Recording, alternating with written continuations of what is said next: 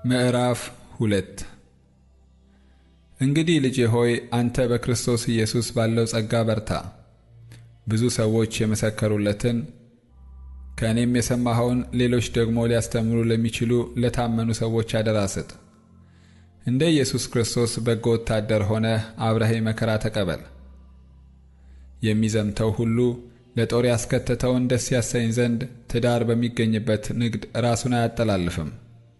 ደግሞም በጨዋታ የሚታገል ማንም ቢሆን እንደሚገባ አድርጎ ባይታገል የድሉን አክሊል አያገኝም። የሚደክመው ገበሬ ፍሬውን ከሚበሉት መጀመሪያ እንዲሆን ይገባዋል። የምለውን ተመልከት፣ ጌታም በነገር ሁሉ ማስተዋልን ይስጥህ።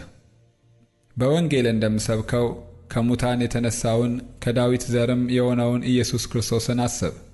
ይህንም በመስበክ እንደ ክፉ አድራጊ እስክታሰር ድረስ መከራን እቀበላለሁ። የእግዚአብሔር ቃል ግን አይታሰርም። ስለዚህ እነርሱ ደግሞ በክርስቶስ ኢየሱስ ያለውን መዳን ከዘላለም ክብር ጋር እንዲያገኙ ስለተመረጡት በነገር ሁሉ ጸናለሁ። ቃሉ የታመነ ነው፣ እንዲህ የሚለው ከእርሱ ጋር ከሞትን ከእርሱ ጋር ደግሞ በሕይወት እንኖራለን።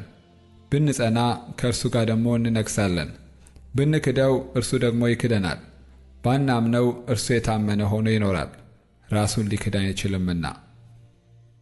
ይህን አሳስባቸው፣ በቃልም እንዳይጣሉ በእግዚአብሔር ፊት ምከራቸው።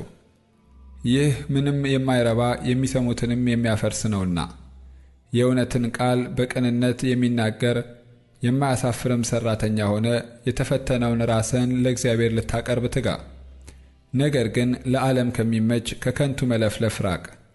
ኃጢአተኝነታቸውን ከፊት ይልቅ ይጨምራሉና ቃላቸውም እንደ ጭንቁር ይባላል። ከእነርሱም ሄሜኔዎስና ፊሊጦስ ናቸው። እነዚህም ትንሣኤ ካሁን በፊት ሆኗል እያሉ ስለ እውነት ስተው የአንዳንዶችን እምነት ይገለብጣሉ። ሆኖም ጌታ ለእርሱ የሆኑትን ያውቃል። ደግሞም የጌታን ስም የሚጠራ ሁሉ ከአመፅ ይራቅ የሚለው ማኅተም ያለበት የተደላደለ የእግዚአብሔር መሠረት ቆሟል። በትልቅም ቤት የእንጨትና የሸክላ ዕቃ ደግሞ አለ እንጂ የወርቅና የብር ዕቃ ብቻ አይደለም። እኩሌቶቹም ለክብር እኩሌቶቹም ለውርደት ይሆናሉ።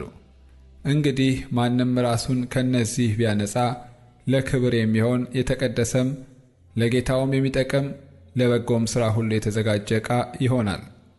ከክፉ የጎልማሳነት ምኞት ግን ሽሽ። በንጹሕም ልብ ጌታን ከሚጠሩት ጋር ጽድቅን፣ እምነትን፣ ፍቅርን፣ ሰላምን አጥብቀ ተከተል። ነገር ግን ጠብን እንዲያመጣ አውቀ ከሰነፎችና ካልተማሩ ምርመራ ራቅ። የጌታን ባሪያ ለሰው ሁሉ ገር ለማስተማር የሚበቃ ለትዕግሥትም የሚጸና ሊሆን እንጂ ሊጣላ አይገባውም።